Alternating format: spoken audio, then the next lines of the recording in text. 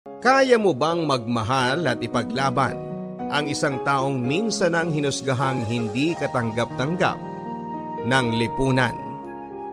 Dear Papa Dudut, binabati ko po kayo ang lahat ng ating mga kabarangay ng isang mapagpalang araw. Isa po ako sa mga libu-libong loyal listeners ninyo. At sa totoo lang po ay matagal ko ng balak na magpadala ng aking kwento. Pero palagi pa rin po akong pinangungunahan ng pangamba na baka may makakilala po sa akin na kamag-anak o kakilala. Kaya naman po ang request ko po sana ay itago ninyo ang aking tunay na pangalan. Gayon din ang mga tauhan sa aking kwento. Ako po si Angel, 25 years old at nakatira sa Pasay City. Ako po ang panganay sa 4 na magkakapatid. At maaga pa lamang ay dumidiskarte na po ako para makatulong sa aking mga magulang dahil may kahirapan po ang aming buhay. Ang tatay ko po ay isang jeepney driver samantalang ang nanay ko naman po ay namamasukan bilang isang janitress sa isang kumpanya. Pangarap po ng mga magulang ko na makapagtapos po kaming lahat at gumanda ang aming buhay.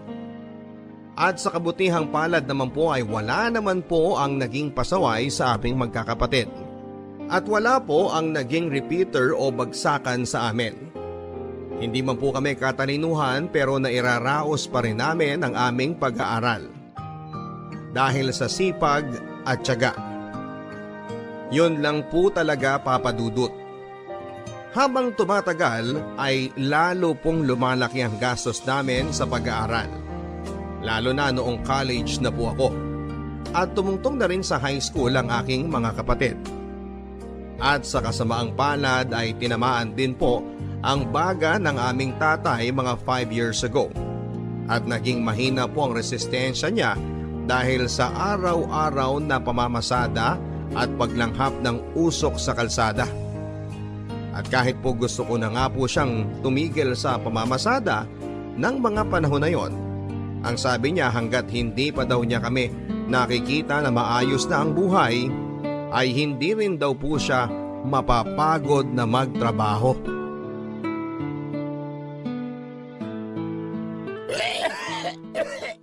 Ay nako, grabe naman yung ubo mo. Inumin mo muna itong maligamgam na tubig ha at ipaghahanda kita ng salabat para naman maging hawahan yung pakiramdam mo. Mabuti na lang at sakto din na sinigang itong niluto ko ngayon. Huwag ka na kaya munang mamasada bukas. Wala ito. Sandali. Inom lang akong tubig. Dahan lang. Bukas, wala na itong ubo ko. Tay, tama si nanay. Iba na naman yung tunog ng ubo mo ngayon. Baka ma-hospital ka ulit. Hindi. Wala na ito. Naku, huwag mo nang pigilan niyang ubo mo. Ay, siya, sige. Mamasada ka na nga bukas. Pero sa tanghali ka na umalis, ha? Sayang ang pasada. Kalahating araw ang mawawala. Kaysa naman ikaw ang mawala sa amin. Diyos ko naman, Elmer. Mag-isip-isip ka. Oo nga naman, tay. Magpahinga na kasi muna kayo bukas. Ay, hindi ako po pwedeng magpahinga. Mag-i-enrollment na ulit kayo. Kahit isang araw lang yan. Malaking kawalan yan. Huwag na po kayo mag-alala sa gastusin namin sa school. May trabaho naman po ako ngayon eh. Mag-i-endo ka na ulit, hindi ba? At saka, Angel, 2 taon ka na lang bago graduate. Gusto ko na nga rin munang patigilin ka dyan sa pagiging working student mo eh. Para hindi makasagabal sa pag-aaral mo. Tay, kaya ko naman pong pagsabayin ng pag-aaral at ang pagtatrabaho. Kumpara naman sa inyo, hindi hamak na mas malakas ang katawan at resistensya ko. Huwag niyo na po akong alalahanin. Ay, hindi yan ang pinupunto ko. Ang ibig kong sabihin, kahit pa malakas siyang katawan mo, mahirap mag-aral ang katawan at utak na pagod. Baka mamaya yan pa ang maging dahilan para madelay ka sa pag-graduate. Tay, graduate po ako. Pangako yan sa inyo ni nanay. Kahit na ano pang mangyari, hindi ako papayag na hindi ako makapagtapos sa takdang panahon. Gusto ko na rin po makakuha agad ng regular at mas maayos na trabaho pagka-graduate ko. Huwag niyo na po ako masyadong alalahanin. At yung stress, nakakadagdag pa sa sakit ninyo. Elmer, ay may punto naman itong si Angel. Hinay-hinay lang. Ilang araw na naman ulit yung ubo mong yan eh. Baka mamaya tuluyan ang bumigay ang baga mo. Mas malaking gastos yan. Ay nako, wag nga kayong OA. Alam ko ang katawan ko. Kaya ko ito. Saka simpleng ubo lamang ito. Ay nako, ewan ko ba sa'yo? Kailangan pa ba kitang ikadena dito para makapagpahinga ka naman? Nung nagsabog ng sipag at tiyaga ang Diyos, sinalo mo naman lahat. At parang nagdilang anghel po si Nanay Papadudut. Tumuloy pa rin po sa pagbiyahe si tatay sa kabila ng masama niyang pakiramdam. At pag-uwi niya sa gabi talagang grabe na ang ubo at lagnat niya. Kinabukasan ay isinugod po namin siya sa ospital kahit pa nanlalaban siya dahil ayaw niyang gumastos. At doon na nga po namin nalaman na nagkatubig na nga po siya sa baga. At dahil nga po sa nangyari ay napagastos po kami ng husto sa pagpapaospital ni tatay. Sa awa naman ng Diyos ay na-discharge naman po siya matapos ang ilang araw at sa bahay nagpagaling na. Pero bago po namin siya nailabas ay kinakailangan naming mangutang sa mga kamag-anak at kaibigan dahil hindi naman pumayag ang ospital na mailabas siya hanggat hindi namin nababayaran ang lahat ng aming bills sa kanila. Ang buong sweldo ko po sa pinagtatrabahuhan ko ay napunta lang sa pagbabayad sa utang. At bukod pa dyan ay tuloy-tuloy pa rin ang gamutan ni tatay. Kaya tuloy-tuloy din ang mga gastos namin. Kaya naman talagang naging desperado po ako ng mga panahon na yon para makakuha kaagad ng trabaho. Pero sa kasamaang palad ay wala po talagang mahanap, Papadudut. Papalapit na po ng papalapit ang enrollment ko at ng mga kapatid ko. At walang-wala na po talaga kami. Kaya't iniasa ko na lamang po sa Panginoon ang kahihinatnan naming pamilya. Angel! OMG! Mary! Kamusta ka na? Uy, blooming ka! Naku, hindi. Nagkapera lang ng konti, kaya gumanda. Oo nga. Mukhang big time ka na ngayon, ah. Saan ka na ba nakalipat ng work? Naku, medyo nahirapan nga ako nun maghanap pagkatapos nating maendo. Pero ayun, sinwerte namang nakahanap din ako ng trabaho. So, saan ka na ngayon? Ha? Sa call center. Call center? Uy, may opening ba sila sa part-time? Ha? Naku, wala ngayon eh. Pero huwag ka mag-alala. Kapag nagkaroon, sasabihan kita kaagad. Grabe, ang hirap talagang makahanap ng part-time na trabaho ngayon. Karamihan talagang full-time ang gusto, no? Gusto ko na ngang patusin yung iba eh, pero night shift naman. Paano pa ako makakatulog niyan kung may pasok ako sa umaga? Naku, alam mo, ang gawin mo, magtrabaho ka na lang kaya ng isang buong taon. Tumigil ka muna sa pag-aaral, tapos mag-ipon ka muna. Hindi pwede. Nangako ko kina nanay at tatay na gagraduate ako on time. Pangako ko rin yun sa sarili ko. Pangit din kasi tingnan sa resume kung lalampas ako sa 4 na taon. Baka isipin agad, bumagsak ako. Ay, naiiyak na nga ako, Mary eh. Sobrang lapit na ng enrollment tapos kulang na kulang pa rin yung pang tuition ko. Gusto mo ba, pahiramin muna kita? Naku, wag na! At saka, di ganun din. Kailangan ko rin humanap ng ipambabayad sa'yo. Pinatagal ko lang yung problema. Ang kailangan ko talaga ngayon, trabaho. At yung siguradong trabaho na sana, yung hindi matatapos kada ilang buwan. Tapos hindi ko na naman alam kung saan ako kukuha ng pera. Lalo pa ngayong humina na talaga yung baga ni tatay kakapasada ng jeep. May mga utang pa nga rin kami nung huling na ospital siya eh. Naku, si tatay mo? Kawawa naman. Mary, kung Hindi mo mamasamain ah. Magkano kinikita mo sa call center? Ay. Sige, aaminin ko na, Angel. Hindi ako sa call center nagtatrabaho. Ha? Eh saan? Basta. Bakit? Illegal ba? Hindi naman. Waitress ako sa isang KTV. O bakit? Anong masama sa pagiging waitress? Hindi ako yung basta-bastang waitress, ha? Ha? Ibig mong sabihin, nagko-call girl ka? Hindi kagaya ng iniisip mo at ng marami dyan. May kliyente kami sa KTV na naghahanap ng mga katibol. Usap-usap lang kami, ganun. Tapos kada oras ang bayad sa amin. Kaya malaki ang kitaan. Malalaki pa kadalasan mag-tip. So, ganun lang. Usap-usap lang. Walang, Wala! Well, depende sa'yo yun kung papayag ka sa kliyente mo kapag nag-alok. Tapos kapag naging bastos na yung kliyente, may bouncer naman kami. So usap-usap lang talaga. Oo! Gusto mo bang itry? Ha? Parang hindi ko kaya. Okay, sige. Naiintindihan naman kita. Pero kung magbagong isip mo, tawagan mo lang ako, ha? O kahit kung gusto mo lang ding umutang, huwag ka mahiyang magsabi sa akin, okay? Sige. Salamat, Mary, ah.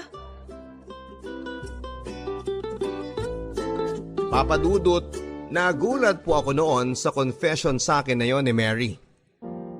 Nakatrabaho ko po si Mary sa isang maliit na grocery, kay darang ko po siya at kapareho ko siyang working student. Masiyahin at palaban na babae si Mary, Papa Dudut. Tulad ko, working student din siya at ang nakababatang kapatid niya po ay special child. Iniwan din po sila ng kanyang ama noong mga bata pa sila. Kaya ang nagtaguyod sa kanilang tatlong magkakapatid ay ang nanay niya. Kaya kung tutuusin ay mas malaki nga rin po talaga ang gastos ni Mary sa pang-araw-araw dahil sa sitwasyon nilang pamilya. Kaya nga rin po ako nagulat nang sumunod na magkita kami ay talagang mukhang yumaman na siya. At doon po ako napaisip kung magkano po kaya nga talaga ang kinikita niya sa KTV para umasenso ng ganon kabilis. Samantala ay patuloy lang po ako na naghahanap ng trabaho, Papa Dudut. Ni hindi ko naisip na magka-interes ako sa ganong klase ng trabaho. Kahit na po kasi sinabi pa ni Mary na inosente lang naman ang ginagawa nila ng mga kliyente niya. At pinapaniwalaan ko naman po siya.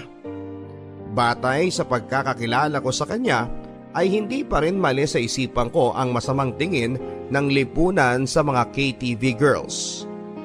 Pero nang papalapit na ang enrollment naming magkakapatid at nagagalit na rin ang mga pinagkautangan namin dahil may mga sarili din silang pinagkakagastusan sa perang ibabayad namin, ay unti-unti na po akong natempt na pumasok na rin sa KTV. At hindi nagtagal ay pumayag na rin po ako. Muli kong kinontak si Mary at sinabi na interesado akong subukan ang ginagawa niyang trabaho. Medyo high class po ang KTV na pinagtatrabahuhan ni Mary, Papa Dudut. Ang suot po nila ay formal, mga nakagown na akala mo ay a-attend ng debut. Karamihan ng mga kliyente ng KTV ay mga foreigner. At nang nag-obserba po ako isang gabi ay nakita ko pong kwentuhan nga lang naman ang nangyayari sa mga kliyente at sa ibang mga KTV girls. Kung meron mang kakaibang nangyayari, mga simpleng landian lang.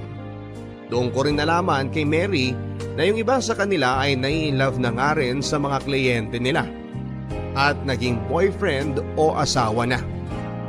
At isa na nga si Mary doon na nagkaroon ng boyfriend na gwapo at batang Koreano.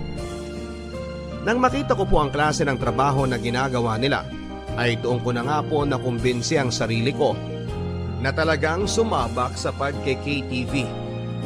Naisip ko na sakto lang din naman po ang pasok doon dahil hanggang 3:00 lang ng madaling araw bukas ang KTV. At pwede pa ako makatulog ng ilang oras bago ang klase ko. Huling 2 taon ko na rin po sa college noon kaya hindi na kasing bigat ng dati ang load na kailangan kong pasukan. Kaya 2 araw bago magsimula ang unang araw ng klase namin ay nagsimula na rin po ako sa pagki-KTV. Inilihim ko ng matindi ang bagay na yon sa aking pamilya. Ang sinasabi ko po sa kanila ay waitress lamang ako sa isang sosyal na restaurant. At dahil malayo din po ang KTV sa bahay namin at sa eskwelahang pinapasukan ko ay naging komportable din po ako na wala akong makakasalamuha na kakilala ko.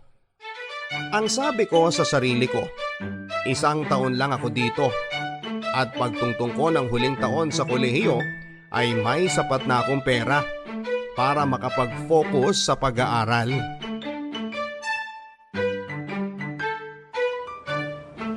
Miss! Miss! Sandali! Ano yon? Naiwan mo tong cellphone mo sa pila sa cashier. Hala! Naku! Salamat! Salamat ng marami. Naku, wala yun. Buti na lang pala ako yung kasunod mo sa pila. Kung iba nakakuha niyan, baka hindi na binalik sa'yo. Pwede ba akong makiupo dito? Sige, sure. Naku, maraming salamat talaga. Wala ako sa wisyo puyat kasi ako kagabi. Naku, okay lang yun. Ano ka ba? Nangyayari naman sa atin lahat yan. Ako nga pala si Jeremy. Ako naman si Angel. Nice to meet you, Angel. Magka-course tayo, di ba? Nakikita kita dati sa org, pero parang hindi ka na active? Oo. Nung second year kasi ako, hindi na nga ako nakakapag-active. Working student kasi ako kaya hindi ko na kaya magdagdag pa ng extracurricular activities. Wow! Ang galing mo naman. Buti na babalansi mo. Medyo mahirap. Pero kakayanin para sa ekonomiya. Actually, ako dapat magtatrabaho din ng part-time. Pero hindi ko na tinuloy. Ayos lang. May scholarship din naman ng varsity. Ay, oo nga pala. Kaya pala medyo familiar ka. Kasi nasa basketball team ka nga pala. Oo nga, pero palagi namang bangko. Sa totoo lang, alam mo, gusto ko nga rin mas maging active dito sa school Gusto ko mag-audition sana sa theater group. Kaso, alam ko naman eventually aalis din ako kasi hindi kakayanin ng schedule ko. Saan ka ba nag-work ngayon? Ha? Sa restaurant. Nag-waitress ako pagkatapos ng klase. Ganun? Saan bang restaurant yan para makakain naman ako doon minsan? Malayo Sa restaurant na yung nasa loob ng isang building sa may Global City. Para talaga yun sa mga empleyado ng mga kumpanya sa building. Talaga? Ang layo pala, no?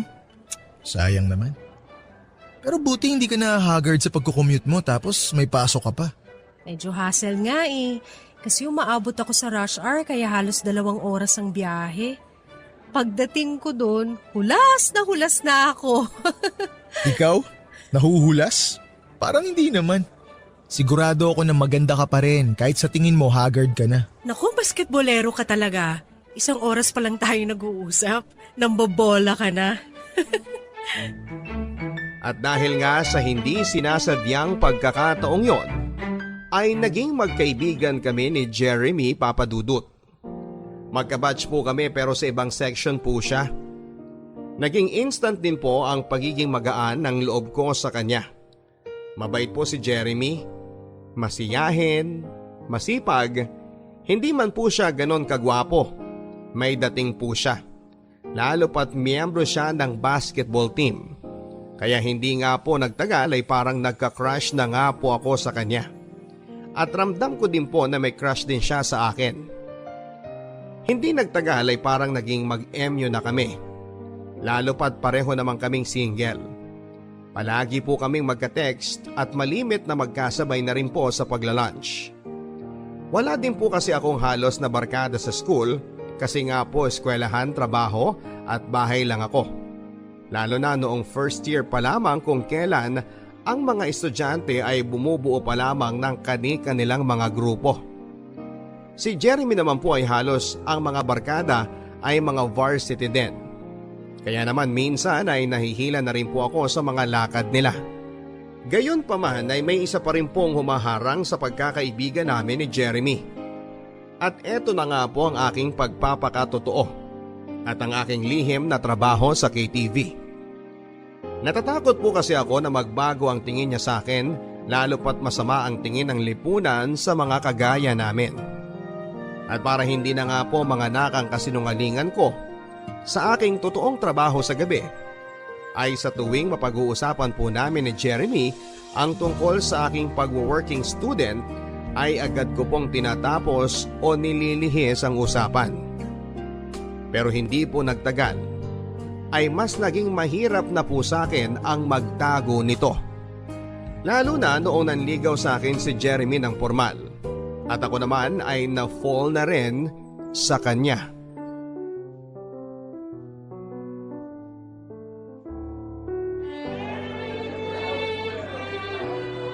Hoy, dalawa tayo magbabayad dito ha. Hindi ako papayag na ililibre mo na naman ako. Ang mahal-mahal sa restaurant na to. Uy, ano ka ba? Ako ang sasagot dito. Ako nagyaya eh. Hindi nga sabi eh. Split tayo dito ha. At saka ang dami kong in-order. Okay lang yan. Sus, birthday ko naman eh. Birthday? 2 linggo nang nakakaraan yung birthday mo tapos libre pa rin to? Hindi na, maghati na tayo sa bill. Sumweldo naman ako eh. Ay, sige na nga. Pero may ibibigay muna ako sa'yo. Ha? Ano yun? Ito, Huh? Bakit may paregalo? Wala namang okasyon. basta. Nakita ko yan tapos naalala kasi kita. Ano naman kaya to? Uy, ang ganda naman itong bracelet. Nakita ko yan sa mall tapos naalala kita. Alam kong matutuwa ka dyan kasi di ba nga mahilig ka sa stars? Jeremy, mukhang mamahalin to ah. Okay lang. Mahal din naman kita eh. Hindi ko matatanggap to, I'm sorry. Angel, please. Huwag mo sanang mamasamain. Hindi ako nagbubuhat ng bangko pero napapansin ko na gusto mo rin ako. Bakit hindi pwede? Jeremy, ayoko muna. Masyado ako maraming iniisip sa mga panahong to. Marami akong responsibilidad. Kailangan ko mag-focus sa pag-aaral. Di dalawa tayo. Angel, pareho naman tayo ng course eh. Magka-batch tayo. Di sabay tayong mag-aral. Hindi naman natin kailangan ng maraming quality time eh. Dahil nagkikita naman tayo sa school. At isa pa, tanggap ko naman na may trabaho ka. Basta, hindi muna pwede. Pero mahal mo ako. 'Di ba? Oo. So wala namang magbabago sa sitwasyon eh. Itutuloy lang natin yung ganito. Ang magbabago lang yung status natin from single to in a relationship na. Kaya hindi ko maintindihan, Angel. Jeremy, hindi mo pa ako lubos na kilala. Angel, ano ba kasi ang sinasabi mo na yan? Bakit? Anong klaseng tao ka ba? May kaso ka ba? Nagnakaw ka ba? Nakulong ka ba? Kung hindi ka naman nanlalamang ng kapwa, wala ka naman dapat na ipangamba. 'Di ba? Walang magbabago sa atin. Sige. Tingin ko dapat mo na rin namang malaman. Ano ba kasi yon, Angel? Jeremy, hindi ako sa restaurant nagtatrabaho. Okay. So, saan ka nagtatrabaho? Sa KTV. Sa KTV? Nagtatrabaho ka sa KTV? Bilang waitress? Bilang KTV girl. Ano? May mga kliyenteng pumapasok sa KTV. Gusto ng good time sa loob ng ilang oras. Yung iba naghahanap ng mga makakausap. Pipili sila sa amin tapos kapag nagustuhan ng isa sa amin, Tama na. kapag nakapili na sila, iti-table na kami. Tapos, Tama na sabi! sabi ko na nga ba eh, ganyan na magiging reaksyon mo. Bakit? Wala naman akong nilalamangan ah. Tapos sasabihin mo walang magbabago? Sarili mo ang nilalamangan mo. Dahil nagbebenta ka ng katawan. Hindi ako nagbebenta ng katawan. Aliw oo, pero katawan hindi. Pero ano nga ba naman ang pinagkaiba nun sa'yo? Katulad ka rin nila. Wala ka rin palang pinagkaiba sa mga mapanghusgang tao. Ito na yung bracelet mo. At ito naman yung bayad sa kinain ko.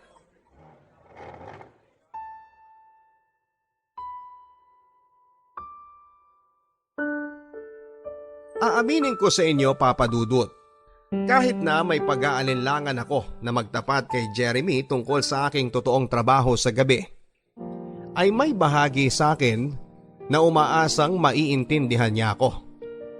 Nakakaiba siya sa lahat ng mga tao na nakilala ko. At tatanggapin niya kung sino ako nang walang panghuhusga. Pero hindi pala. Nagkamali pala ako. Hindi po siya naging interesadong marinig kung ano man ang paliwanag ko. Ang kinapitan lamang niya ay nung sinabi kong KTV girl ako at ang mga dati pa niyang maling akala tungkol sa ganong klase ng trabaho. At sigurado po ako na matapos kong sabihin kay Jeremy na KTV girl ako, ang tingin niya sa akin ay napakarumi ko na. Matapos ng insidente yon ay umiwas na po ako kay Jeremy, Papa Dudut. Pero matapos ang isang linggo ay sumubok po ulit si Jeremy na kumontak sa akin at mag-sorry. Pero ako na po ang umiwas. At nung minsang nagkausap kami ng matino, ang sabi niya sa akin ay mahal niya ako at tanggap na rin niya kung ano man ang trabaho ko. Pero hindi ko na po siya pinagbigyan ng pagkakataon. Ang sabi ko sa kanya, ang isang normal na katulad niya at ang katulad ko ay malabong magkaroon ng isang maayos at tahimik na relasyon. Nagpatuloy po sa pagsuyo sa akin si Jeremy ng ilang linggo matapos ng insidenteng yon, Papa Dudut. At kahit na maraming beses ko na pong pinanlalabanan ang sarili ko, nasagutin siya at makipagrelasyon sa kanya. Naisip kong ang nangyari sa amin ay patikim ng mga posible naming pagdaanan sa future. Sigurado ako na dahil sa trabaho ko, ang isang malaking kailangan niyang panlabanan ni Jeremy ay ang selos at paranoia na magiging loyal ako sa kanya. Kahit na kung sino-sino pang lalaki ang nakaka-table ko gabi-gabi. At bukod pa dyan ay magiging bahagi na ng pagkatao ko ang trabaho kong yon sa KTV. At alam kong balang araw ay lalabas din ang bagay na yon sa ibang tao, tulad ng sa mga magulang niya. At kung dumating ang araw na yon, ay hindi po ako sigurado kung kaya pa rin akong ipaglaban ni Jeremy. Nang tumagal ay nagsawa na rin po si Jeremy sa kakahabol sa akin. At ilang linggo matapos yon ay napansin kong palagi na po siyang may kasamang ibang babae. Si Tin, kaklase niya, maganda at fashionista. At doon ko po nalaman na mahal ko nga po talaga si Jeremy, Papa Dudut. Dahil sobrang naging masakit po sa akin ang makita siya na may kasamang iba.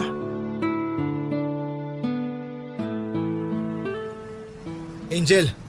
Oh, Jeremy, Angel, pwede ba tayo mag-usap? may trabaho ako ngayon eh. Angel, please. Kahit isang oras lang. Sorry, wala akong isang oras. Ito na yung bus. Angel! Ay, sorry po ma'am. Angel, please. Bakit ba? Siguro naman pwede na tayo mag-usap ngayon. Ano bang gusto mo? Angel, mahal pa rin kita. May girlfriend ka na, di ba? Nakipaghiwalay na ako kay Tin kagabi. Hindi ko na kayang lokohin pa yung sarili ko eh. Ikaw ang mahal ko. Jeremy, please. Huwag mo nang pahirapan ang sarili mo. Huwag mo na rin akong pahirapan. Angel, tanggap ko na. Tanggap kita kahit ano pa yung trabaho mo. Pero sa isip mo, marumi pa rin ako, di ba? Hindi. Wala na akong pakialam kung ano man ang trabaho mo. Ni hindi mo man lang ako pinakinggan nun, Jeremy. Hindi mo pinakinggan yung paliwanag ko. Nagalit ka kaagad. Hinusgahan mo kaagad ako. Pero niloko mo rin naman ako ah. 'Di ba? Kung hindi mo kinakahiya yung ginagawa mo, bakit hindi mo sinabi agad sa akin? Bakit nilihim mo? Bakit nagsinungaling ka? Sorry. Natakot lang din kasi ako na hindi mo ko matatanggap. Hindi ko rin naman akalain na magkakagusto ko sa'yo ng mga unang linggo nating pagkakakilala eh.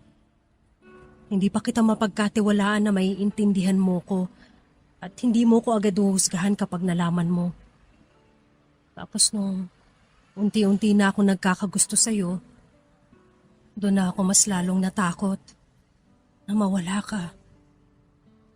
At ganun na nga ang nangyari. Kaya Jeremy, mas makakabuti talaga kung kalimutan na lang natin ang lahat na nangyari sa atin. Mabuhay ka na lang ng matiwasay. Ayoko na rin guluhin pa ang buhay mo. Pero, paano kung gusto kong guluhin mo ang buhay ko? Angel, I want you in my life. Kahit na sino o ano pa ang nakaraan mo. Kahit ano pa ang maging desisyon mo. Igagalang ko. Gusto kong maging bahagi ka ng buhay ko. At gusto ko rin sana na maging bahagi ako ng buhay mo. Jeremy, nasasabi mo yung mga yan ngayon dahil hindi lang tayo ang involved. Paano kung mas lumalim na ang relasyon natin? Paano mo ko ipapakilala sa mga magulang mo? Kung ako nga mismo hindi ko pa masabi sa mga magulang ko. Tayong dalawa naman ang magsasama eh. At kung mahal din ako ng mga magulang ko, kailangan nilang tanggapin at igalang ang mga desisyon ko sa buhay. Kaya please, Angel, bigyan mo naman ako ng pagkakataon oh. Sumama ka sa akin ngayon sa trabaho. Magmasid ka lang. At pagkatapos ng gabing to, tsaka ka magdesisyon kung mamahalin mo pa rin ako. At kung ano man ang maging desisyon mo, igagalang ko. Ang akala ko ay tatanggi sa akin si Jeremy, Papa Dudut.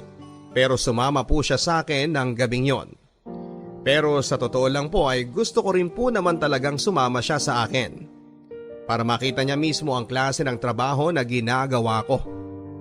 At para mapayapa siya na hindi yon tulad ng inaakala niya. At ng ibang tao kapag narinig ang trabaho ng isang babae ay KTV girl. Nang gabing yon ay naging medyo distracted po ako sa trabaho, Papa Dudut. Alam ko po kasi na nanonood sa akin si Jeremy. Maya't maya ay sinusubukan ko po siyang sulyapan para makita kung ano ang reaksyon niya. May mga pagkakataon din kasi na ang kliyente kong hapon ng gabing yon ay inaakbayan ako.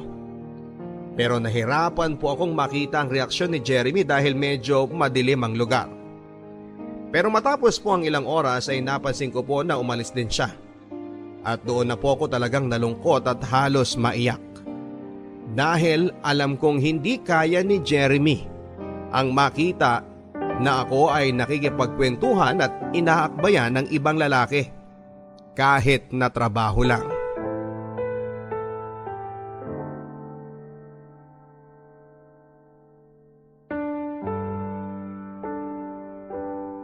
Angel. Jeremy, akala ko umalis ka na. Oh, umiiyak ka ba? Teka, sandali. May nangyari ba sa loob? Hindi. Wala nangyaring masama sa akin. Akala ko kasi umalis ka na. Tahan na. Hindi ako umalis. Sinadya ko talaga na maghintay sa'yo dito sa labas. Para hindi na rin ako makagulo sa isip mo. Tuwing napapatingin ka sa akin, napapansin ko nawawala ka sa wisyo eh. Kaya lumabas na lang muna ako sandali. Oh, mukhang bukas pa naman tong coffee shop. Dito muna tayo. Halika, maupo tayo rito. Ano? Kumusta? Hindi mo kaya? Sa totoo lang, hindi ko kaya, Angel. Naiintindihan ko. Pero kahit na ganun, hindi pa rin nagbago ang nararamdaman ko para sa'yo. Ha? Mahal talaga kita, Angel. Ay. Nakita ko naman kanina eh. Malayo yung inaakala ko sa totoong trabaho mo. Sa trabaho niyo, nakita ko na kwentuhan lang naman tsaka pakikipag-inuman ang habol ng mga customer. Habang nandito ako sa labas kanina, nag-research ako. Nakita ko na sa Japan uso rin naman yung ganito. May nakita nga ako na trabaho doon na hihiga lang yung babae tsaka yung customer na lalaki sa kama. Tapos yayakapin lang nung babae yung customer. Yun lang yun. Gusto lang nila yung pakiramdam na may yumayakap sa kanila. Sa totoo lang, Jeremy, karamihan sa mga kliyente namin ganun. Karamihan sa kanila mga foreigner na malulungkot. Mga Hapon, Koreano, mga mahihina dumiskarte sa mga babae. Oo, mayroong mga bastos, pero karamihan sa kanila kita mong mababa ang tingin sa sarili na kailangan pa nila magbayad ng babae para mapansin sila. Ang lungkot naman. Karamihan ng mga tao iniisip na puro sexual lang ang ginagawa naming mga KTV girls. Pero kadalasan, para kaming psychologist. May kliyente ako dati, umiyak lang. Nagkwento tungkol sa asawa niya na hiniwalayan siya. Alam mo, sa tingin ko kahit papano, sa loob ng ilang oras, natulungan ko siya. Nakakuha siya ng kausap, ng taong pakikinggan siya at hindi huhusgahan. Pero paano kapag nagkagusto sa'yo? Paano yun kapag na-fall sa'yo? Hindi naman maiiwasan yon, pero syempre, kailangan ko lang ding dumistansya. At saka meron din naman kami mga bouncer dito.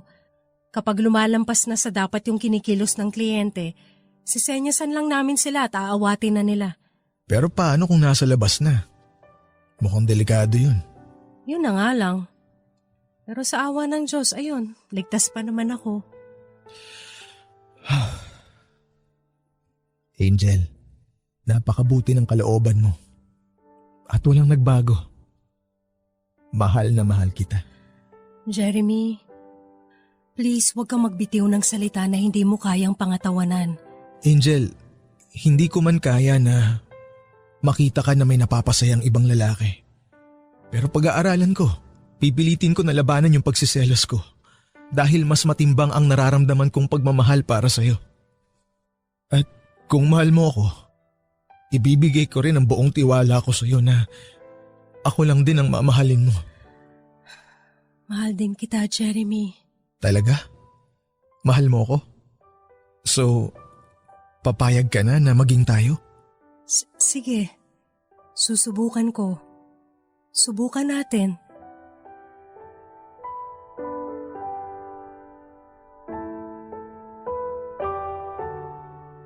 At nakipagrelasyon na nga po ako kay Jeremy Papadudut.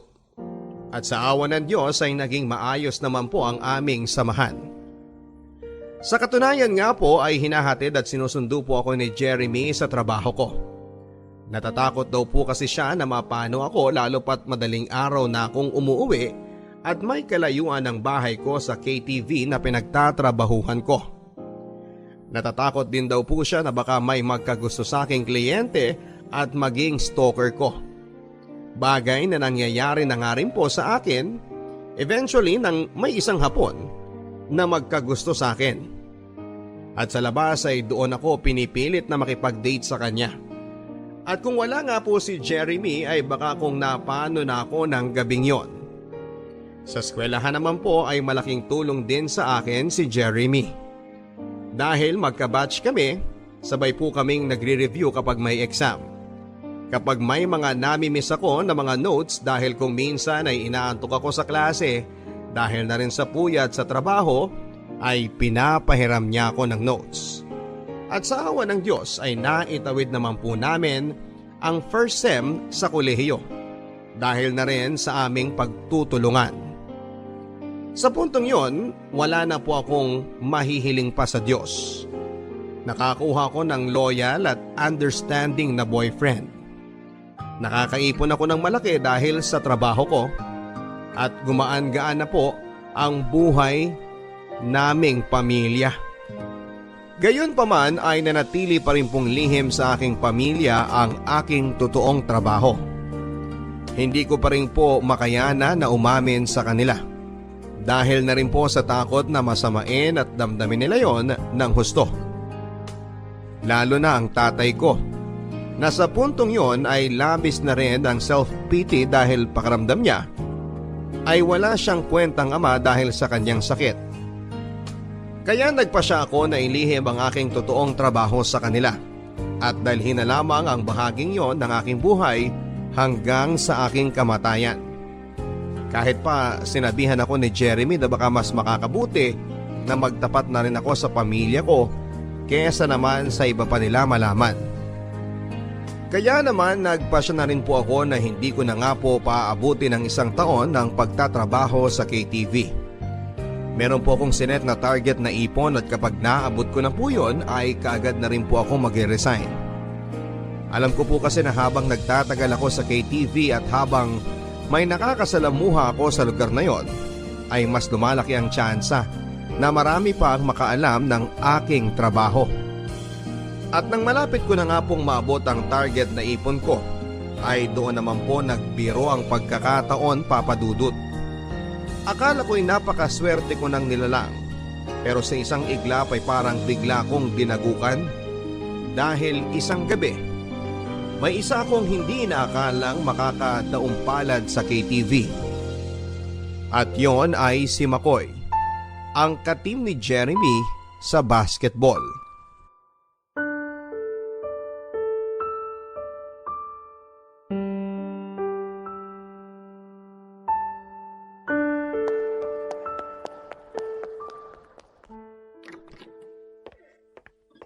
Oh, bakit? Anong problema? Mary, yung kakapasok lang na kasama ng mga Koreano, kilala ko yung Pinoy na kasama nila. Ha? Si Makoy yun, ka-varsity ni Jeremy. Ang gagawin ko? Eh di wala. Alam na rin naman ni Jeremy ang tungkol sa trabaho mo, hindi ba? O bakit ka magkakaroon ng pakialam dun? Mary, masama ang ugali niyan. Sinubukan na kong pormahan yan kahit na kami na ni Jeremy. Eh ayun na nga, alam na rin naman ni Jeremy eh. Hindi yun yung kinakatakot ko. Paano kung ipagkalat niya? Angel, may kliyente ka sa table 13. Mary, anong gagawin ko? Paano kung siya yan? Angel, kung siya man yan, nakita ka na niya. Kung siya makatable mo, eh di mas maganda para makaharap mo siya at makausap.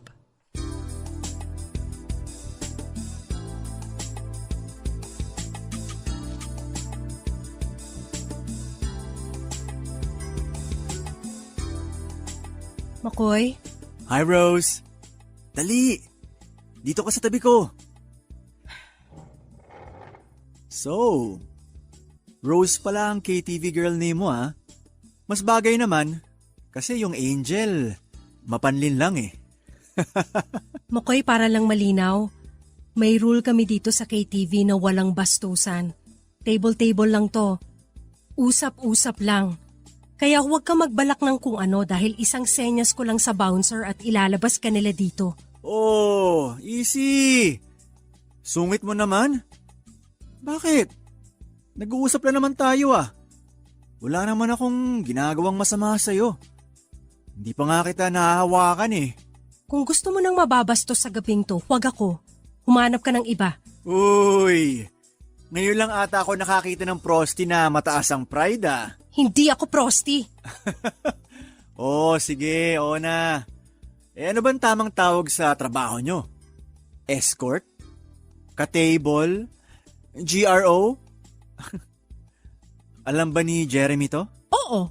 We, di nga. Eh di kung gusto mong malaman, itanong mo sa kanya bukas. Uy, atapang na tao talaga. So, ibig mong sabihin, pumayag siya na juwain ka niya kahit na alam niyang gabi-gabi, iba-iba ring lalaki ang kasama mo? Wow! Totoo palang true love. Hindi ako pumapatol sa mga lalaki na kung sino-sino kagaya ng iniisip mo. Pero pumapatol ako ng suntukan sa mga bastos na kagaya mo. Sige nga. Sapakin mo nga ako ngayon. Pwede ba uminom na lang tayo? Di, dali na. Sapakin mo ako. Alam mo kaya kita nagustuhan dati? Alam ko kasing palaban kang babae eh. Yun pala, sa ibang bagay ka lumalaban. Tumigil ka na, Makoy. Dali na. Oh, eto, pisngin ko oh. Sapakin mo na ako. Akin na yung kamay mo. Bitiwan mo ko. Dali na. Ang dami mo pang arte. Bitiwan mo ko. Kuya Leo!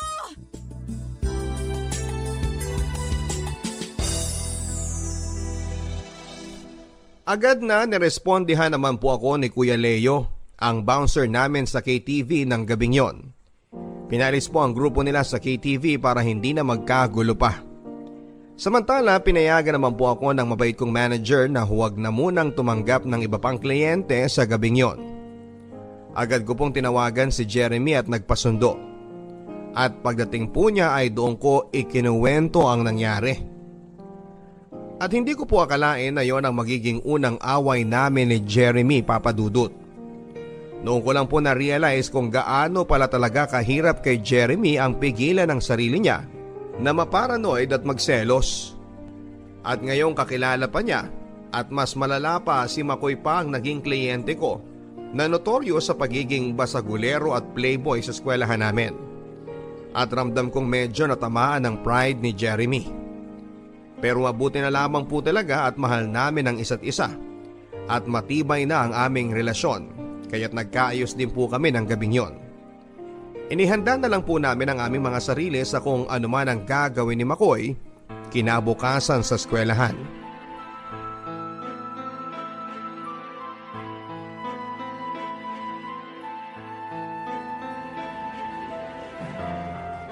Hi, Rose. Mag-isa ka ata. Pwede ba kitang makatable? Umalis ka na, parating na si Jeremy. Oh, so hindi ka pa niya hinihiwalayan? At bakit naman niya ako hihiwalayan? So hindi mo pa nakwento sa kanya yung nangyari sa atin kagabi? Sinabi ko na sa'yo, alam na ni Jeremy ang tungkol sa trabaho ko, kaya tumigil ka na. Hindi yun. Yung tungkol sa nangyari sa atin. Na natikman na kita. Ano? Anong pinagsasasabi mo dyan? Basta ako, ang naalala ko nangyari sa atin kagabi, naghalikan tayo sa KTV. At pagkatapos nun nag-check-in na tayo sa katabing motel. Tanga ka rin talaga, no? Alam ni Jeremy ang totoong nangyari. Sinundo niya ako agad doon. Kakilala niya si Kuya Leo, kakilala niya ang mga katrabaho ko. Kahit ano pang kasinungalingan mo, walang kwenta. Wala naman akong pakialam sa iisipin nyo ni Jeremy Yung mga kabatch natin, yung mga nakakakilala sa inyo, yun ang pwede kong pagkwentuhan ng totoo. Hayop ka talaga? Kaya kung ako sa'yo... Makoy, umalis ka na! Oh, Jeremy! Bakit mo naman ako pinapaalis? Nakikipagkwentuhan lang naman ako dito kay Rose. Kay Angel. Kung ayaw mo ng gulo, umalis ka na! Ayoko naman talaga ng gulo, dude Kagabi nga, ewan ko. Ang saya-saya ng kwentuhan namin nitong girlfriend mo dun sa KTV. Tapos bigla na lang akong nilapitan ng bouncer at pinaalis. Pero alam mo, ngayon alam ko na kung bakit ka nagkagusto dito kay Angel. Ang bango pala nito sa malapitan. Sinungaling ka talagang hayop ka? Totoo naman Langya. Kailangan lang pala bayaran ka para lumambot ka Sana nun pa sinabi mo. Tol, huling pakiusap ko na sa'yo to. Umalis ka na! Teka. Alam ko na. O eto, 1,000. Pwede ko bang makatable tong jowa mo ngayon? Bastos ka talagang hayop ka Uy, pre, tama na yan. Uy, Pre, ano ba yan? tama na. Di ba sinabi ko na tumigil ka na? Ha? Tigilan mo na kami! Dahil kung hindi, mas malala pa dyan ang aabutin mo! Pre, tama na yan. Wow, ha? Ang yabang Alam nyo ba kung bakit ako gustong bugbugin ito? Makoy! Dahil nalaman ko kagabi na itong jowa niya, Ayaw mo talaga tumigil ha? si Angel, Wala. anghel sa umaga, prosti sa gabi. Sinabi ko tumahimik ka na Hindi yan totoo. Huwag kayong maniwala sa kanya. Sinisiraan niya lang ako. Pare-pareho po kaming napatawag sa disciplinary office pagkatapos ng malaking skandalong yon sa kantin, Papa Dudut. Nagbanta po si Makoy na idedemanda si Jeremy dahil sa ginawang pananapak nito sa kanya. Pero binantaan ko din po siya, nakakasuhan ko rin siya ng paninirang puri. At dahil nga sa banta ng demandahan at nakaambang na malaking gulo, ay sinubukan na lang din po kaming pag-aregluhin ng mga opisyal sa eskwelahan namin. At bago po kami maghiwa-hiwalay ay pumayag na rin po kami. Pero kahit na nagpaareglo po kami nila Makoy ay hindi pa rin po namin naiwasan ang kumalat ng chismis na bayarang babae ako sa buong campus. At dahil hindi naman po pwedeng magpa-press release doon o kung ano man ay hindi ko na rin po nadepensahan ang sarili ko. na may kaibahan po ang pagiging prostitute sa trabaho namin sa KTV. Kaya ang ginawa ko na lamang po ay pinabayaan ko na lang. Pinabayaan ko na lamang na mamatay ang issue. Ang naisip ko, total ay 1 taon na lang din naman po ako sa eskwelahang yon, konting tiis na lang. At dahil sa mga nangyaring skandalo ay nagkaroon na rin po ako ng lakas ng loob na umamin sa pamilya ko tungkol sa trabaho ko. Total, matapos ng skandalo kay Makoy, hindi nagtagal ay umalis na rin po ako sa KTV. Nang mga panahon na yon ang naisip ko, kung magsasabi man po ako sa pamilya ko, tapos na ang phase na yon, nagawa ko na. At naging bahagi na lang yon ng aking nakaraan na wala na silang ibang pwedeng magawa kundi ang tanggapin na lamang. At sa awa naman ng Diyos, napaliwanagan ko rin naman po sila at naintindihan din po nila ako. Kahit na noong una ay talagang dinamdam po ito ng mga magulang ko, lalong-lalo na si tatay. Nakagraduate po ako ng college kagaya ng pinangako ko sa mga magulang ko. At sa ngayon ay nagtatrabaho na po ako sa isang international company bilang isang IT specialist. Kami pa rin po ni Jeremy Papadudut. At sa katunayan nga ay binabalak na naming magpakasal sa 1 taon. Hopefully kapag natapos na rin po ang pandemya. Sa puntong ito ay masasabi ko pong nakalaya na rin po ako sa aking nakaraan. Sa ngayon ay handa na ako kung sakasakaling malaman man ng ibang tao o kahit ng mga kaopisina ko ang tungkol sa pagiging KTV girl ko noon. Wala na akong pakialam sa iisipin nila. Ang mahalaga ay tanggap ako ni Jeremy at ng aking pamilya. At higit sa lahat dahil alam kong hindi naman naging kabawasan sa aking pagkatao ang phase na yon ng aking buhay. At naging stepping stone pa yon para ako'y magtapos at makamit kung anuman ang mga bagay na tinatamasa ko sa ngayon. O Papadudut na sanay nang gumawa ng kasamaan sa kapwa. Dahil alam nilang halos lahat ng bagay ay nadadaan na sa pera ngayon. Dear Papadudut, ako po ay isa sa inyong mga solid kabarangay at araw-araw na nakikinig sa inyong programa. Ang kwentong ibabahagi ko po sa inyo ay may pagkamaselan. At masasabi kong isang traumatic experience sa buhay ko. Kaya't pahintulutan niyo po ako sana na itago ko ang totoong pangalan ng mga tao dito sa aking kwento. Ako rin po ay itago niyo na lamang din po sa pangalang Lilibet. Nangyari po ang karanasan kong ito mga 2 years ago. Noong ako po ay nag-intern sa isang opisina. Huling taong ko na po yon sa kolehiyo at bahagi po ng aming requirement ay ang mag-OJT sa isang kumpanya na mapipili namin. Ako naman po ay sinuwerte na matanggap sa isang kumpanya na nakabase sa Makati. Scholar po ako at hindi naman po kami ganong kayaman. Kaya't bata pa lamang po ako ay pinangarap ko nang makapagtapos with honors. Para matanggap ako sa isang magandang kumpanya sa Makati. Para po kasing ibang mundo ang Makati sa akin, Papadudut.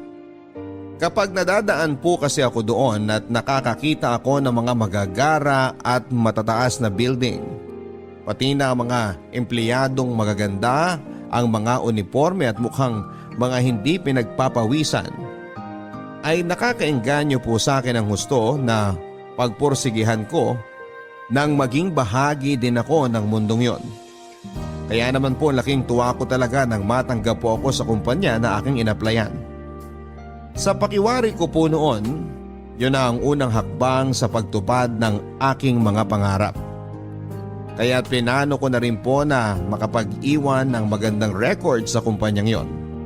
Para kapag nakagraduate na po ako, ay malaki po ang tsansa na ma-absorb o matanggap din ako ng kumpanyang yon at maging isang permanenteng empleyado nila. Pero ang hindi ko po akalain na mga sandaling yon, Papadudut, ay ang pangarap ko pong yon ay mauuwi po pala sa isang bangungot. Good morning po, Sir Marcelo. Hi, please have a seat. Okay, so congratulations sa first day mo rito. And as an intern, for now, ang main duties mo lang naman dito sa department ay mag-file ng mga resume, mga data entry task, and some small errands like photocopying papers, tumawag sa restaurants kapag may meetings at kailangang magpa-deliver, mga ganun. Okay. Copy po, sir. Alam ko medyo parang wala pang silbi masyado yung mga ganyang bagay. Pero syempre, intern ka pa lang eh. Medyo mahirap din naman bigyan ka ng mas mabigat na responsibilities dito sa department.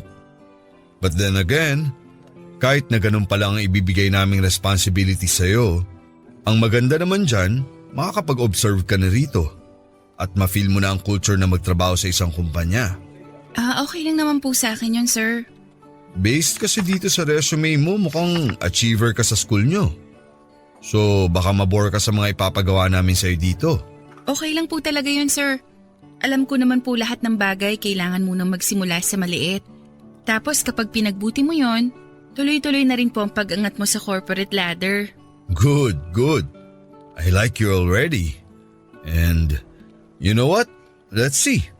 Baka nga ilang linggo pa lang mabigyan na kita ng mas mabigat na responsibility. I could definitely use a personal secretary right now. Okay po, sir. Pagbubutihan ko po. So, tell me something about yourself. Siyempre, magkaka-work na tayo dito. Parang magiging isang pamilya na rin tayo. So, I want to get to know you a little better. Tungkol po sa akin? Oo, pamilya mo, saan ka nakatira? 3 po kaming magkakapatid. Ako po yung second, yung kuya ko po nasa abroad po. Oh, okay. So, nangangarap ka rin bang mag-abroad? Sa totoo lang po, ayoko. Ayoko po kasing iwanan mga magulang ko. Kita ko rin po kasi kung gaano kahirap sa kuya ko ang ma-homesick at mag-adjust sa kultura sa ibang bansa. That's good. And totoo yan. Mahirap talaga sa ibang bansa. Anyway, so, anything else? Love life? May boyfriend ka na ba? Wala po, sir. Talaga? Sa ganda mong yan, wala ka pang boyfriend? Pero for sure, nagka-boyfriend ka na dati. Wala pa po.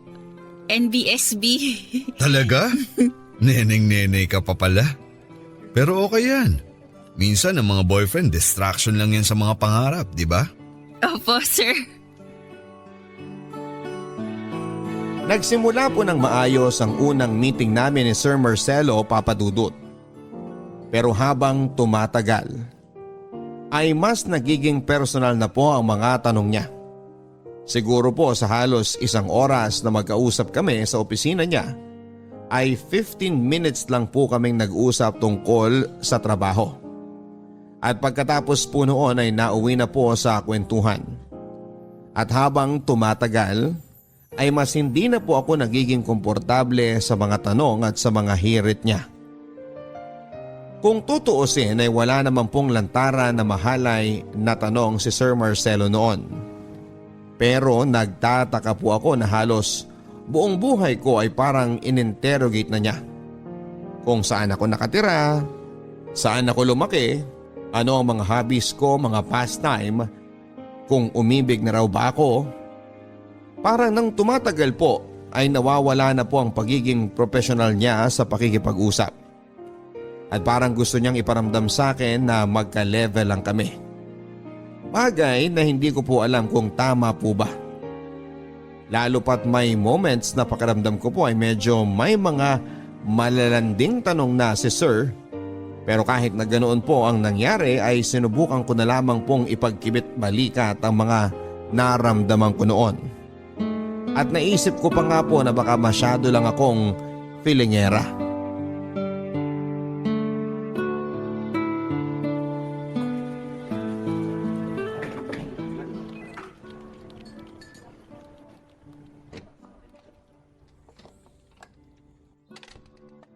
Sir, tawag niyo po ako? Oo. Pakikuha nga yung stack ng folder sa cabinet. Okay po. Saan ko po ilalagay, sir? Dito sa table. May papagawa ko sa'yo dyan. Okay po. May files ako dyan na ipapa-photocopy, pero hindi lahat. Okay po. Teka nga, Puntahan na lang kita dyan para maipakita ko. Okay po. Yan. Dito ako sa likod mo para mapakita ko sa'yo. Patingin nga muna nito. Ang bango mo naman, Lilibeth. Teka. Hindi itong folder na to. Teka, ito. Ipa-photocopy mo tong 5 pages na to. Okay po, sir. Ito rin. Etong lahat ng laman nito. Anong pabango mo? Po? Hindi nga po ako nagpapabango eh. Baka yung conditioner ko po. Kaya pala ang ganda rin ng buhok mo. Maalaga ka pala talaga sa katawan. Ito rin. Ipa-photocopy mo yung first 5 pages nito. Okay po. Teka, natatandaan mo ba kung alin sa mga to ang ipapa-photocopy mo? Opo. Sige nga, ano? Ano po? Yung first 5 pages po nito, tapos yung first 5 pages din po dito sa folder na to. Mali. Lahat ng laman nito ipapa-photocopy mo, di ba? Opo. Sorry po, sir. Okay lang yan. Ang bilis mo naman madistract. Okay, sige. Yang mga yan na muna ang ipa-photocopy mo para hindi ka mahirapan. Tapos pagkatapos mo, balikan mo na lang dito yung iba, okay? Okay po.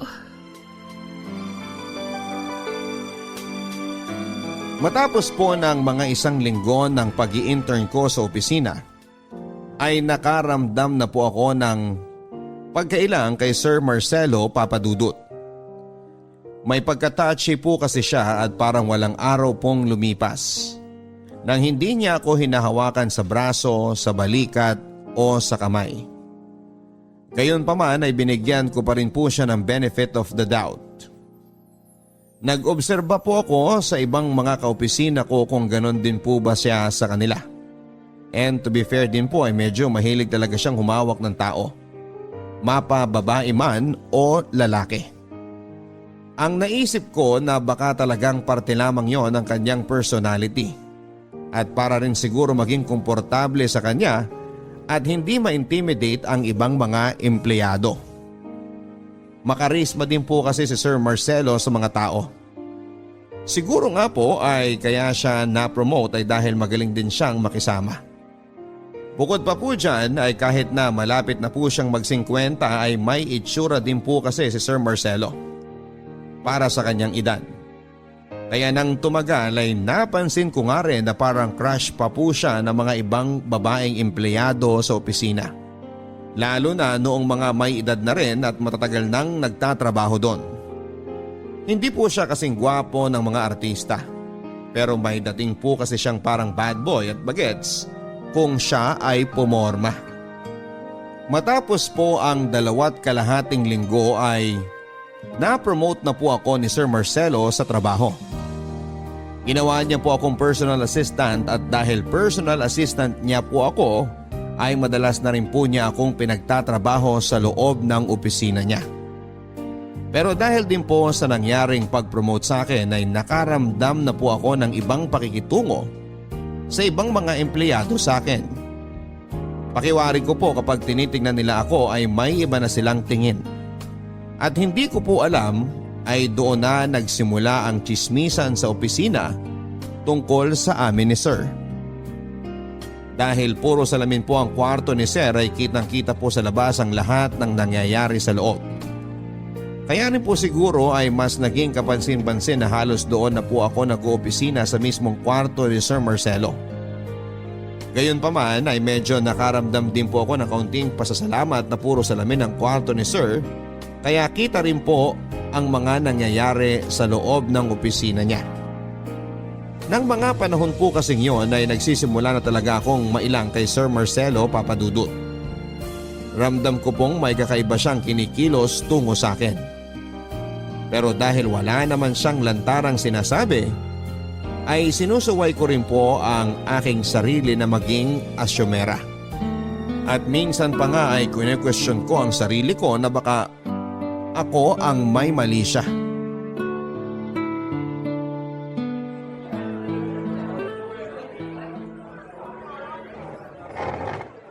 Sige, dito ka na umupo. Thank you po, sir. I'll have a 500-gram medium rare Wagyu cubes and red wine. Okay po, sir. And ma'am? May salad na lang siguro. Try mo yung Caesar salad nila. Masarap. Sige po, sir. Yun na lang po. Okay, thank you.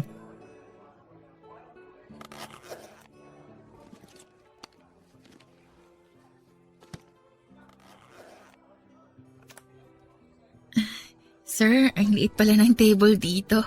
Ang hirap magtrabaho. Oh, bakit nagbubukas ka na ng laptop? Kalimutan mo na muna yan. Akala ko po maghahabol po tayo ng deadline nung... Kalimutan mo na muna yung trabaho. Mag-enjoy muna tayo. Okay po. Grabe din pala yung laptop mo, no? Parang ang bigat niya na. Dinosaur na. Wala pa po kasing budget si Mama para mapalitan tong laptop namin. Ganito, ibibili kita ng bagong laptop. Po?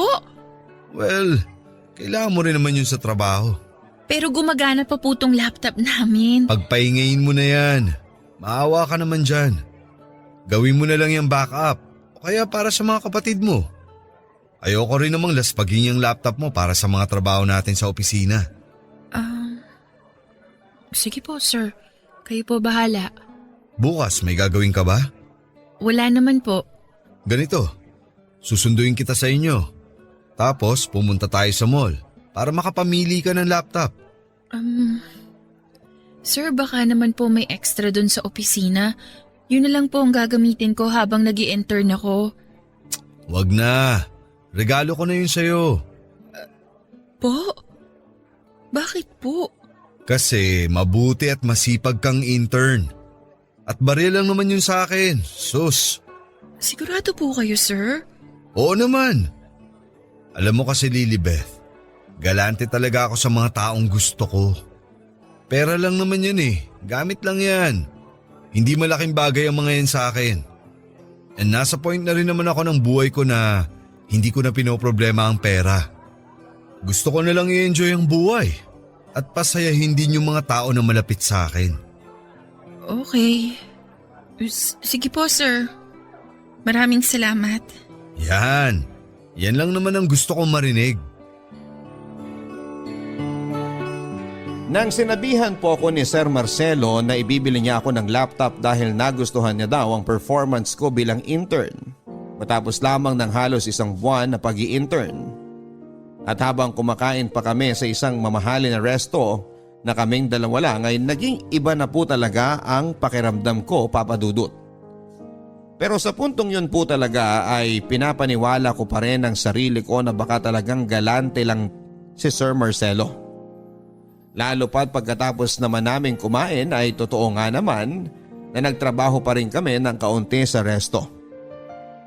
Kinabukasan ay natuloy nga po kami sa lakad namin ni Sir Marcelo.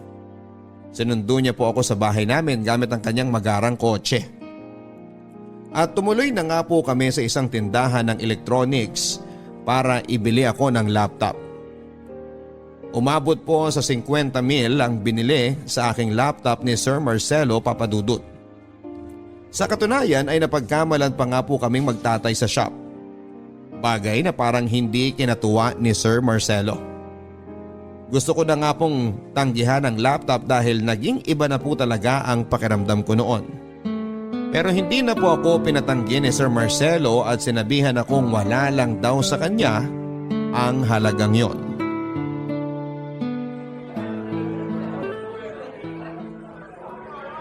Oh, bakit tahimik ka ata? Sir, masyado po kasi talagang mahal at magara yung laptop na binili niyo sa akin. Ano ka ba? Sinabi ko na nga huwag mo nang isipin yun eh. Bigay ko na yun sa'yo. Sir, Ano yun? Sir, ano po eh? Sir, ganyan po pa talaga kayo kagalante? I mean, 1 buwan pa lang po ako nag-i-intern sa opisina. Baka po kasi may masabi yung iba. Bakit mo naman iisipin ang sasabihin ng iba? Eh di wag mong sabihin na binigay ko yun sa'yo. Sir, kahit naman po hindi ko sabihin, feeling ko mag-iisip at mag-iisip pa rin po sila. Mag-iisip na ano? Na ano po? Napaborito kita. Na may gusto ako sa'yo. Ay, hindi naman po. Eh kung sabihin kong oo, Po? sige, didiretsahin na kita. Maganda ka. I like you. Pero wag mong isipin na nililigawan kita o gusto kong makipagrelasyon sa'yo. Talagang gusto ko lang na magbigay ng mga magagarang bagay sa mga magagandang babae. Yan ang trip ko sa buhay. It makes me happy. Parang sugar daddy po? Oh, bakit naman yan agad ang naisip mo? Sorry po. Hindi naman po yun ang ibig kong sabihin. Talagang galante lang ako sa mga magagandang girls. Unless gusto mong maging sugar daddy mo talaga ako. Po? Naku sir, hindi po. Matagal na rin naman akong hiwalay sa asawa. Sabihin mo lang, game ako. Naku sir, hindi po. Huwag ka nang mahiya, Lilibeth. Sir, hindi po talaga, hindi. Hindi ko po ma-imagine ang sarili ko na ganyan. Hindi po ako ganong klaseng babae. Sorry po. It's okay. Huwag ka nang masyadong ma-stress doon. Sir, isusoli ko na lang po yung laptop. Ano ka ba? Huwag mong gagawin yan. Bigay ko na nga yan sa'yo eh. Dami mong arte. Masyado mong pinapakomplikado ang mga bagay. Sobrang na-shock po ako sa mga sinabi sa akin yon ni Sir Marcelo Papadudut. May kutob na po ako na may gusto siya sa akin at may mali siya ang pagbibigay niya sa akin ng laptop.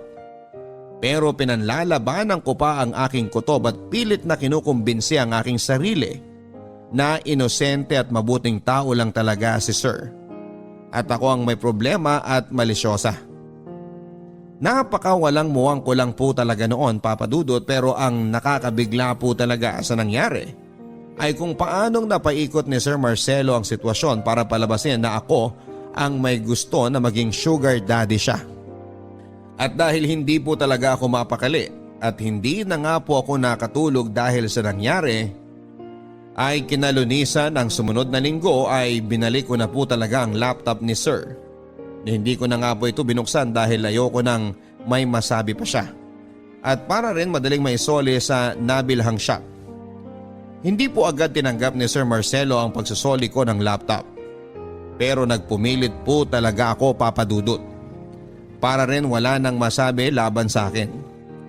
Ngunit minamasama po ni Sir Marcelo ang pagsusoli ko ng laptop.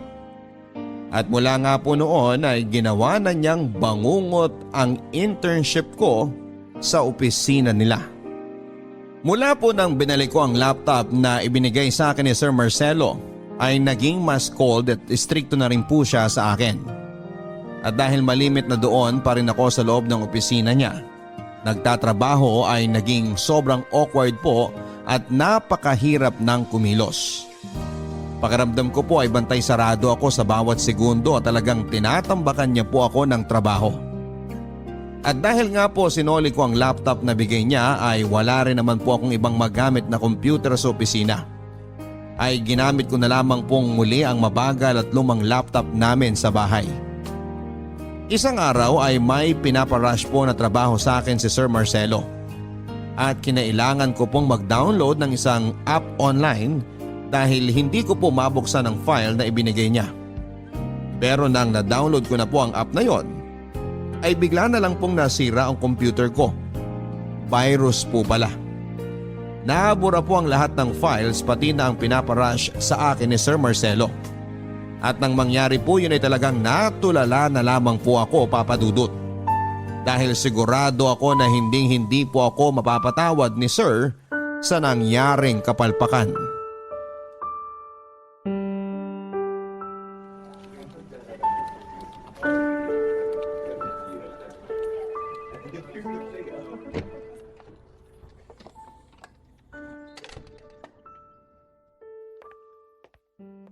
Sir? Yes, ano yun? Hihingi ka na naman ng extension para sa deadline mo. Hindi po. Good, dahil kailangan ko na yung full report. Sir, yun nga po eh. May problema po. Ano? Sir, yung laptop ko po kasi Nasira. Nabura po lahat ng files. Ano? Sir, pasensya na po, sir. May baka po ba kayo ng mga files na yun?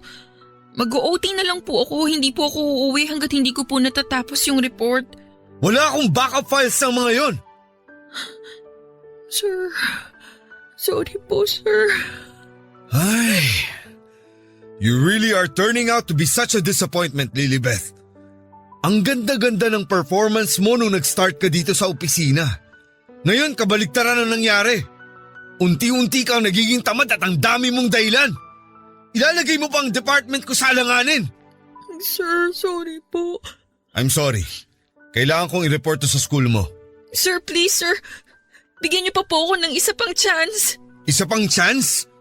Paano ka makakabawi sa ginawa mong to?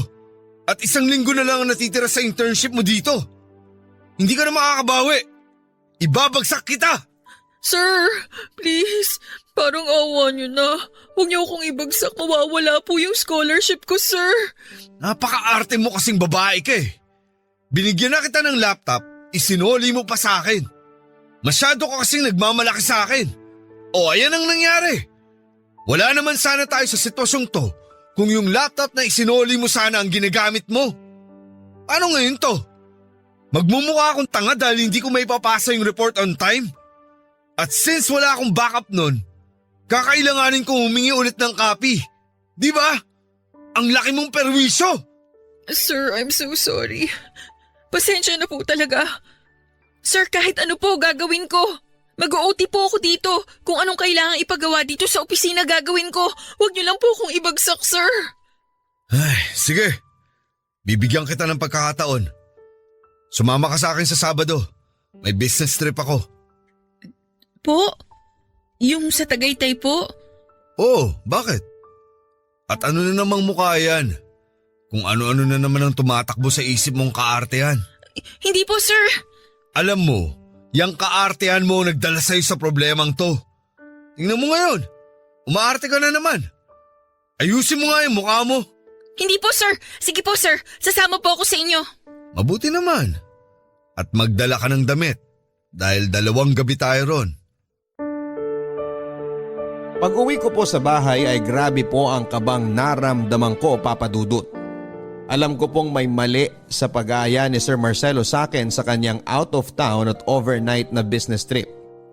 Lalo pat umamin na siya sa akin na may gusto siya sa akin.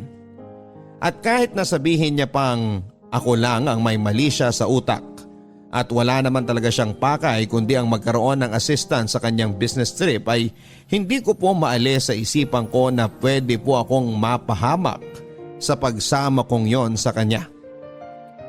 Gayon pa man ay takot na takot din po ako na bumagsak sa aking internship. Lahat po ng pagsisikap at pagiging masigasig ko sa pag-aaral ay mapupunta lamang sa wala. Higit sa lahat ay mawawala pa ang scholarship ko. Bukod pa sa magiging napakasama ng pagbagsak ko sa internship ko, sa aking school records at future na rin sa mga a-applyang trabaho. Kaya't pikit mata po akong sumama kay Sir Marcelo, Papa Dudut. Nilakasan ko na lamang po ang loob ko at nagdasal na hindi po ako mapahamak sa out of town na yon.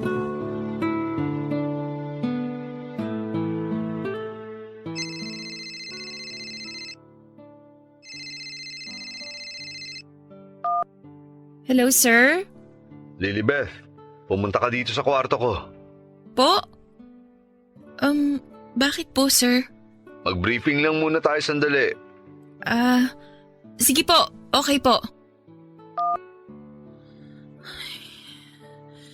Diyos ko, protektahan niyo po ako.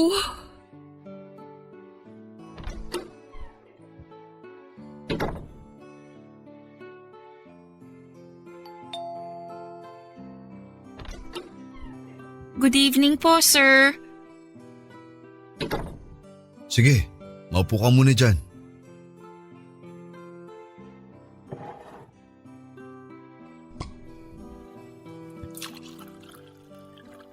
Oh, uminom ka muna. Sir, hindi po kasi ako umiinom. Relax. Mababa lang alcohol content niyan. At matamis yan. Gusto yan ng mga babae. Okay po. O di ba? Masarap? Opo. Sir, tungkol po ba saan yung briefing natin? Ano po bang itinerary ninyo bukas? Wala na. Tapos na lahat ng meeting ko ngayon. Ganun po ba? So, uuwi na po tayo bukas? Hindi pa. Po? Bakit po? Nag-book talaga ako ng ekstrang araw at gabi para makapag-relax. Besides, last week mo na next week sa internship, hindi ba? So, treat ko na rin to sa'yo. Okay po. Sige lang, uminom ka pa. I-celebrate natin ang pagtatapos mo ng internship at pagkapasa mo. Talaga po, sir? Pasado na po ako. Oo. Salamat po. Salamat po ng marami. O sige, uminom ka lang dyan. Sabahin mo ng mga cold cut and cheese dyan. Masarap yan ang magkasabay. Magsa-CR muna ako. Okay po, sir.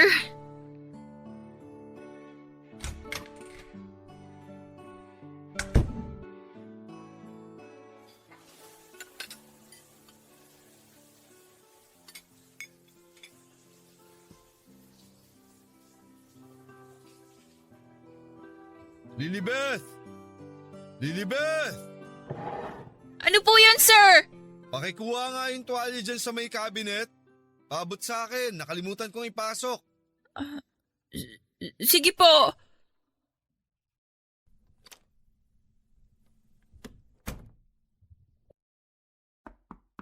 Sir, ito na po yung tuwalya ninyo. Salamat. Diyos ko! O bakit? Ngayon ka lang ba nakakita ng hubad na lalaki?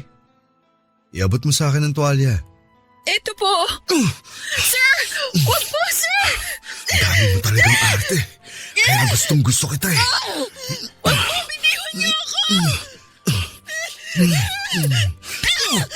Dami mo arte! Halika nga rito. Sasama-sama ka sa akin dito tapos ngayon mag-iinarte ka? Tumigil ka na kakaarte! Alam ko namang gusto mo rin eh. Ha? Ayoko sabi eh!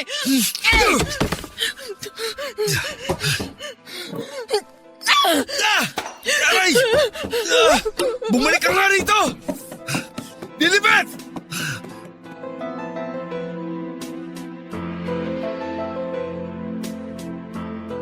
Kumaripas po ako ng takbo, Papa Dudut. Dumiretso po ako sa kwarto ko sa hotel at takot na takot ako at hindi ko malaman kung ano ang gagawin. Gusto ko na po sanang umalis agad-agad ng gabing yon, pero na-paralyze po ako sa takot dahil kung ano-ano na po ang tumakbo sa utak ko. Paano kung abangan ako ni Sir sa labas? Paano kung umalis ako pero mapahamak naman ako sa biyahe pa uwi? Nasa Tagaytay po kami at hindi ko po alam kung paano ako makakabalik ng Maynila sa oras na yon. Gusto ko rin pong tawagan ang nanay ko pero ayaw ko rin naman po siyang mag-alala. At alam ko rin naman po na wala rin siyang magagawa dahil malayo siya at wala din naman kaming sasakyan. Kaya tinawagan ko na lamang po ang best friend ko at kinuwento sa kanya ang nangyari. Sa kanya na lamang po ako maguluhol at nagsabi ng lahat ng aking mga dinadala. Hindi na rin po ako nakatulog ng gabing yon, Papa Dudut, at talagang naghintay na lamang po ako sa pagsikat ng araw. Hindi na rin po ako dumaan sa lobby kahit pa nag-iwan ako ng ID dahil natakot din po ako na baka sabihan pa si Sir Marcelo dahil siya ang nagpabook ng kwarto ko. Pagkalabas ng hotel ay sinuwerte naman pong nakahanap kagad ako ng tricycle at nagpahatid na agad ako sa bus station. Nagtaka po ang pamilya ko nang bigla na lamang po akong umuwi sa bahay ng araw na yon. Pero hindi ko na rin po muna ikinuwento sa kanila ang mga nangyari. Dahil ako rin po mismo ay na-trauma sa lahat ng mga na-experience ko. Pero laking gulat ko po nang nakatanggap po ako ng tawag mula sa hotel at sinisingil ako sa bayad ng kwarto. Hindi po pala binayaran ni Sir Marcelo ang kwartong inukup ako. At ang malala pa niyan ay may kamahalan pa ang bayad. Bukod pa dyan ay nalaman ko sa kanila na nag-imbento pala ng kwento si Sir Marcelo at sinabi na pinagtangkaan ko raw ang buhay niya. Dahil dito ay napilitan po akong magkwento sa hotel staff sa nangyaring attempted rape sa akin. Pero dahil masyado na rin pong masalimuot ang nangyari, ay iiwan na lang daw nila sa amin ang sampahan ng kaso. At magko-cooperate na lang daw sila sa investigasyon kung sakaling magkaroon man ng demandahan. Napilitan na rin po akong bayaran ang mamahaling kwarto. At dahil po sa nangyari ay napilitan na rin po akong ikwento ang lahat ng nangyari sa aking pamilya. Inudyukan po nila ako magsampa ng kaso kay Sir Marcelo, pero alam kong kung sakaling gawin ko yon ay magiging salita niya laban sa akin yon. Dahil lahat naman po ng nangyari ay wala naman pong ibang witness at kami lang ang nakakaalam. Gayon pa man ay nilakasan ko na rin po ang loob ko at nagpasama na rin po ako sa kaibigan ko na mag-report sa pulis sa tungkol sa mga nangyari.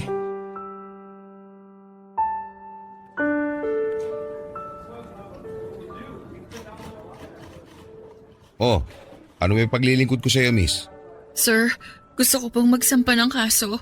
Anong kaso? Attempted rape po. Attempted rape? Kanino? Sa boss ko po. Paano at saan nangyari? Sa isang hotel po sa Tagaytay. Sa hotel? Bakit kayo nasa hotel? May business trip po kasi siya tapos sinama niya ako. O tapos? Tapos po pinapunta niya ako rin sa kwarto niya nung gabi. Tapos nagsabi po siya na maliligo lang daw siya. Pagkatapos po nun, tinawag niya ako at pinaabot yung tuwalya dahil nakalimutan daw niya. Tapos lumapit naman po ako at inabot ko.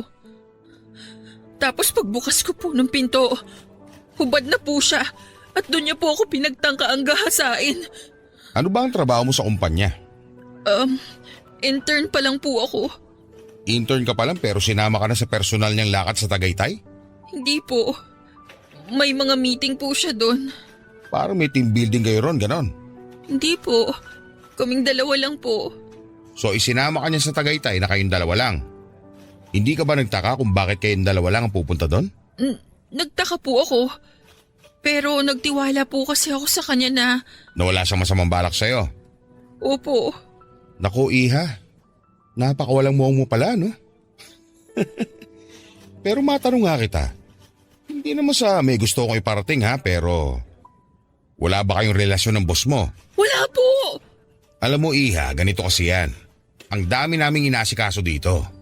Ngayon, yung attempted rape, mabigat na paratang kasi yan at mahirap din patunayan unless may nakakita. Dahil kung hindi, aabutin kayo ng siyam-siyam at mapapagastos pa sa mga abogado. Ang akin lang, nasa iyo yan kung itutuloy mo ang kaso. Walang problema. Pero gusto lang sana kitang balaan sa mga sakit ng ulo na pwede mangyari. Marami din kasi dito na magsasampa ng attempted rape. O minsan nga rape talaga. Eh yun pala, may relasyon sila nung dinidemanda niya tapos nag-away lang. Wala po kaming relasyon ng boss ko. At yung sinasabi niyo pong ibang kaso na magkarelasyon naman pala. Bakit? Porket po bang magkarelasyon, hindi na pwedeng ma-rape ang babae? Kapag nagpamilit na makipagtalik ang lalaki at ayaw ng babae, rape po yun. At lalo po sa kaso namin dahil wala po kaming relasyon ng boss ko. Oh, kalma lang miss. Ako naman nagpapaliwanag lang. Sinasabi ko lang na magiging mahaba at magastos ang proseso na yan. Eh kundangan kasi, bakit sumama-sama ka pa ron? Tapos alam mo naman kayong dalawa lang. Kaya tuloy inabot mo. So ako po palang may kasalanan? Eh, hindi naman sa ganon. Tatay din ako miss. At palagi kong sinasabi sa mga anak kong babae na mag-iingat sa mga lalaki. Dahil maraming gago riyan. Ang sa akin lang naman huwag na nilang ilagay ang mga sarili nila sa alanganing sitwasyon. Alam niyo sir, kung napapalaki po ng matino na mga magulang at napaparusahan din po ang mga manyak at mga bastos ng tama para magtanda at matigil ang mga masasamang gawain nila, eh di sana mababawasan na yung sinasabi ninyong alanganing sitwasyon. At hindi na rin sana kayo mag-aalala para sa mga anak ninyong babae. Parang bigla pong lumakas ang loob ko habang kausap ko ang pulis, Papa Dudut. Parang lahat ng naipon kong galit kay Sir Marcelo sa lahat ng nangyari sa akin ay naibuhos ko sa pulis na kumausap sa akin. Hindi ko po talaga matanggap na ako pa ang parang lumalabas na nasisisi sa nangyari sa akin. Pakiramdam ko po ay kulang na lang ay tanungin niya ako kung ano ang suot ko noon at kung inakit ko ba ang boss ko. At sa puntong yon ay naisip ko rin po na malamang ay hindi lang din po ang pulis na yon ang unang tao na makakausap ko na magiging mapanghusga sa akin. At sigurado ako na sa pagsasampa ko ng kaso ay maraming tao akong makakasalamuhan na magiging ganon ang baluktot na pananaw. Itinuloy ko po ang pagsasampa ng kaso, Papa Dudut, at dahil sa nangyari ay nakaabot na rin po sa eskwelahan ko ang nangyari sa akin. Sa awa naman ng Diyos, kahit papaano ay tumulong din ang aking eskwelahan at nagrekomenda po ng abogado na pro bono. Pero sa kalagitnaan ng investigasyon ay muli po akong kinontak ni Sir Marcelo.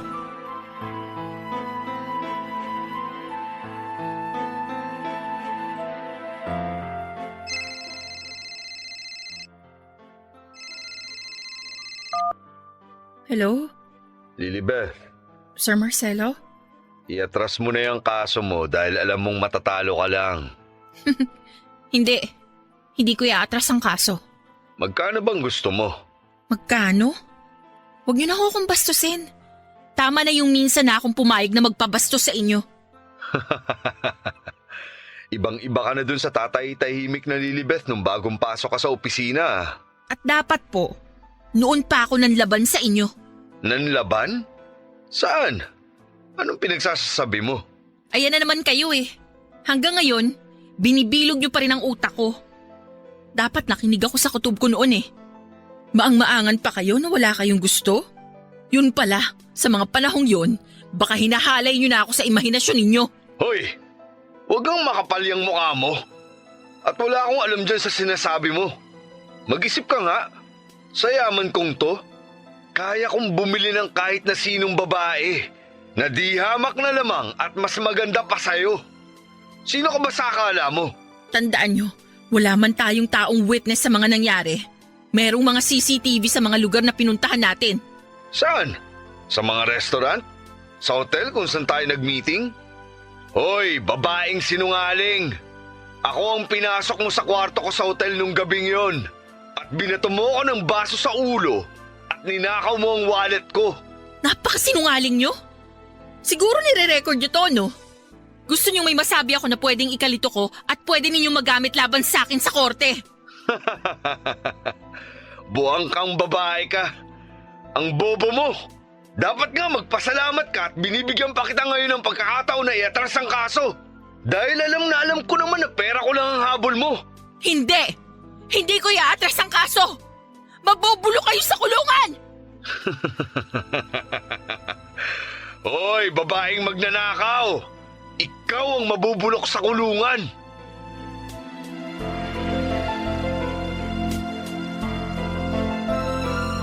Matapos po akong tawagan ni Sir Marcelo ay nanumbalik pong muli ang takot ko, Papa Dudut.